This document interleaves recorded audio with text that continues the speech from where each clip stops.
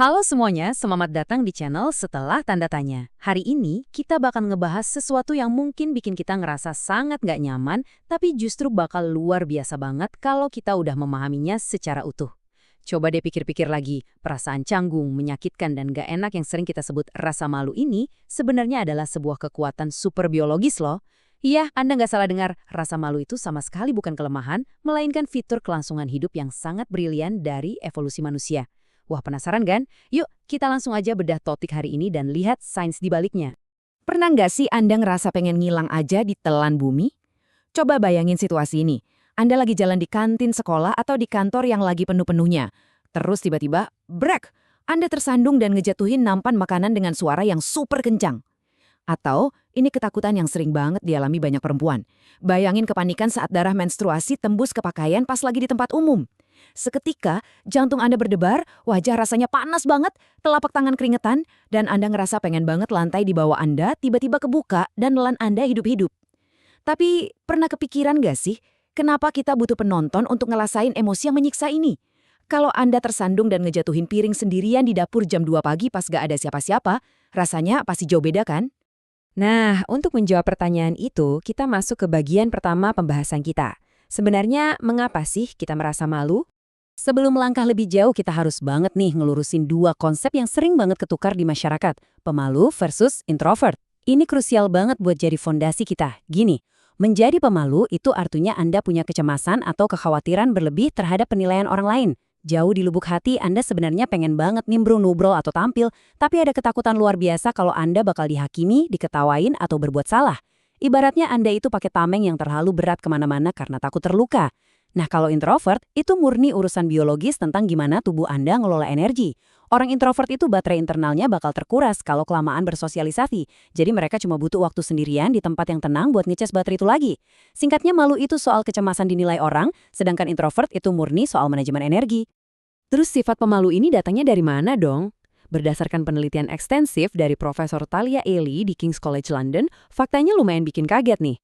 Ternyata sifat pemalu itu cuma 30% dipengaruhi oleh genetik bawaan lahir. Artinya, nggak ada ceritanya orang dilahirkan 100% pemalu tanpa ada harapan buat berubah. Lah, terus yang 70% lagi kemana? Sisanya itu sepenuhnya dibentuk oleh lingkungan dan interaksi sosial kita sejak kecil. Bisa dari pengalaman hidup, kayak pola asuh orang tua yang mungkin terlalu ngeritik setiap kali kita bikin salah, trauma pernah dibully di sekolah, atau mungkin lingkungan yang selalu menuntut kesempurnaan. Jadi, gimana cara kita merespons dan menginternalisasi lingkungan kita lah yang paling menentukan seberapa pemalu kita hari ini. Oke, karena kita udah tahu kalau sifat ini banyak dibentuk, mari kita masuk ke bagian kedua. Sadar nggak sih kalau secara evolusi, rasa malu itu sebenarnya fitur, bukan kutukan? Yuk kita ubah total cara pandang kita dengan mundur jauh ke masa lalu. Mengutip kata-kata Dr. Daniel Sneezer, rasa malu itu sama persis dengan rasa sakit fisik. Ia melindungi kita dari devaluasi sosial. Ratusan ribu tahun yang lalu, pas leluhur kita masih nomaden di sabana Afrika yang buas, bertahan hidup itu adalah permainan kelompok. Gak ada ceritanya manusia bisa survive sendirian ngadepin cuaca ekstrim, kelaparan, apalagi predator. Akses buat dapat makanan, perlindungan waktu tidur, sampai dirawat pas lagi sakit, semuanya bergantung mutlak pada penerimaan kelompok. Di zaman itu punya reputasi buruk, dicap sebagai beban atau ngelanggar norma suku, itu bukan sekedar bikin canggung loh, itu vonis mati. Kalau Anda sampai diusir dari kelompok, ya Anda nggak bakal selamat. Fenomena ini dijelaskan dengan sangat pas oleh teori ancaman informasi. Bayangin aja, otak kita ini punya sistem alarm dini yang super canggih yang bekerja dalam 3 tahap. Pertama, otak kita secara kilat memprediksi biaya sosial dari sebuah kesalahan. Kita mikir, waduh, seberapa marah nih kelompokku kalau tahu soal ini. Kedua, secara insting kita bakal berusaha mati-matian menyembunyikan bukti kesalahan itu. Ketiga, nah ini yang menarik, kalau akhirnya ketahuan juga, sistem otonom tubuh kita bakal narik rem kognitif. Kita otomatis nunjukin pose tunduk, bahu merosot, kepala nunduk, dan mata kita refleks menghindari kontak mata. Tujuannya apa? Jelas banget, buat nenangin kelompok, nunjukin kalau kita sadar kita salah, nggak ada niat ngelawan, dan secara nonverbal kita memohon ampun biar nggak diasingkan dari suku. Nah, pertanyaannya sekarang, kenapa penolakan itu rasanya sesakit itu? Kita bahas di bagian ketiga, otak dan sakit sosial. Pernah ngerasain kan pas lagi malu banget rasanya kayak ada yang neken kuat di dada? Berdasarkan publikasi Pain Overlap Theory dari Naomi Eisenberger, ternyata ada penjelasan ilmiahnya nih.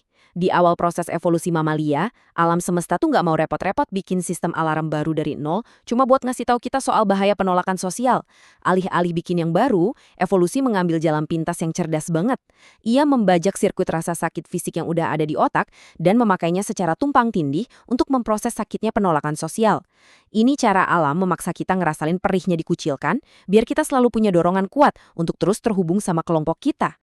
Itulah alasan utamanya kenapa rasa malu memicu reaksi fisik yang nyata banget. Jantung yang tiba-tiba berdebar kencang, keringat dingin, muka yang merah padam karena aliran darah menderas, sampai air mata yang kadang nggak bisa ditahan. Buat salah satu bagian di otak kita yang namanya dorsal anterior cingulate cortex atau DACC, ditolak sama lingkungan sosial, itu rasanya hampir nggak ada bedanya sama jempol kaki yang kebentur batu. Buat otak kita, patah hati karena ditolak itu dicatat sama persis kayak patah tulang karena cedera fisik. Rasa sakitnya itu sama-sama nyata dan pastinya sama-sama butuh pemulihan. Di bagian keempat ini, kita harus ngebedain dua hal yang ibarat bumi dan langit. Malu versus rasa bersalah. Kita perlu banget ngelurusin miskonsepsi ini. Karena di masyarakat, dua emosi ini sering banget disamain. Padahal beda banget.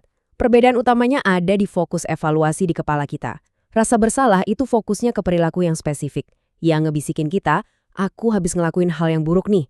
Ini tuh konstruktif banget, karena ia ngaktifin lobus frontal kita, pusat pemecahan masalah, buat sadar diri, minta maaf, dan memperbaikinya. Tapi rasa malu, wah ini beda cerita. Rasa malu menyerang keseluruhan identitas inti kita. Ia teriak, aku ini orang yang buruk, keberadaanku tuh sebuah kesalahan. Rasa malu ini secara intens ngaktifin belahan otak kanan kita, membanjiri kita dengan emosi negatif, dan bikin kita pengen lari atau sembunyi, alih-alih nyelesain masalahnya. Lalu, gimana dinamika emosi biologis ini kalau diterapkan di skala masyarakat luas? Mari kita telusuri di bagian kelima, dinamika budaya malu.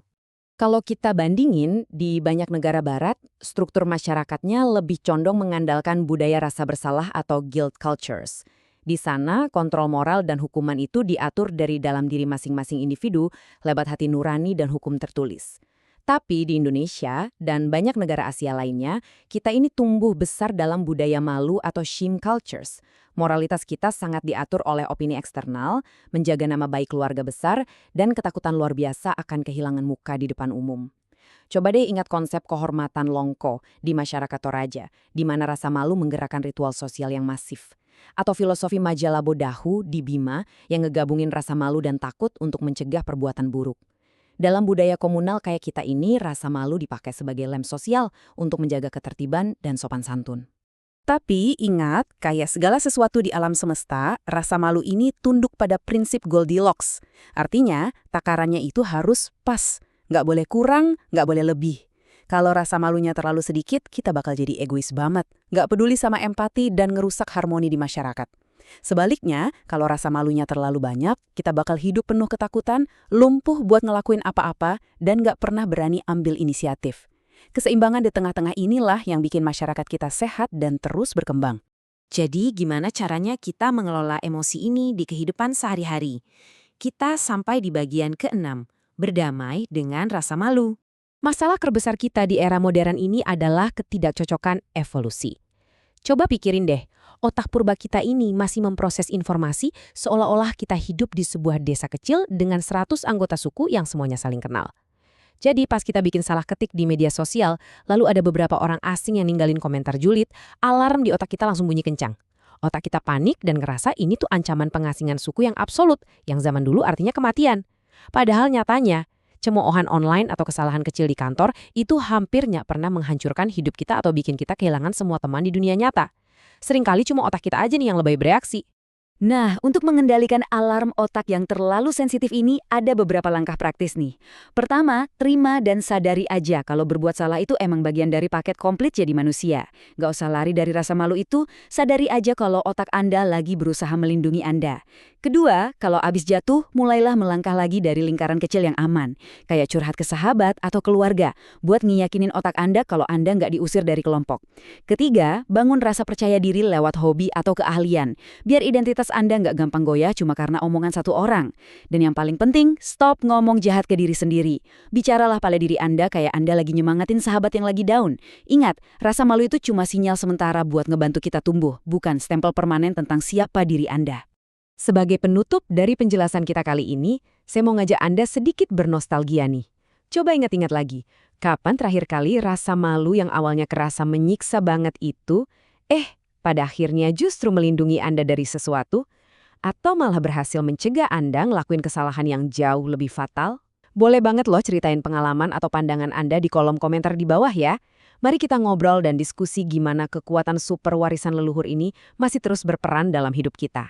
Terima kasih banyak udah nyimak sampai habis. Semoga eksplorasi ini ngasih insight baru yang bermanfaat buat Anda mengelola emosi ke depannya. Dan sampai jumpa di pembahasan kita selanjutnya.